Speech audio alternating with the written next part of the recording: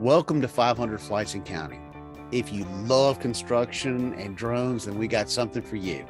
We filmed the construction of a residential home from both the ground and the air over a 10-month period.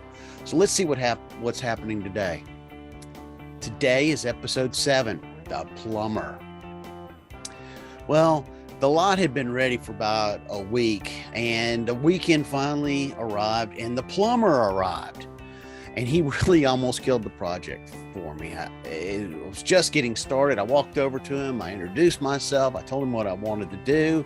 And then he goes, "Why?" It hit me like a brick. Why? Because I think it would be good for me. I think it will help me develop as a person, become the man I always wanted to be. He just scowled and he said, "Sure, as long as I showed his logo on his Bobcat."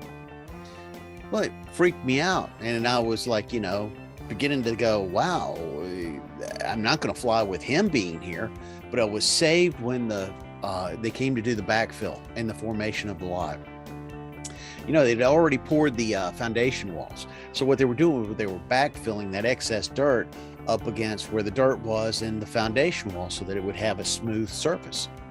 And I really hadn't gotten used to the site because they just had cut all the trees down. So I was so busy worrying about other things that I was finally getting into the air. And so I wanted to take my time and do it right. So I practiced smaller movements at first. And I was practicing with just the drone or the camera.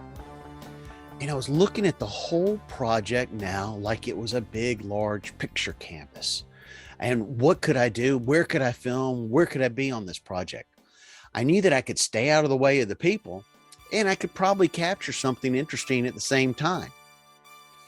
I didn't know how it was going to go, but I realized early on that my settings on my drone and my camera were set a little bit too fast. I was having difficulty with the yaw, and that's the turning side to side, because I was overcorrecting.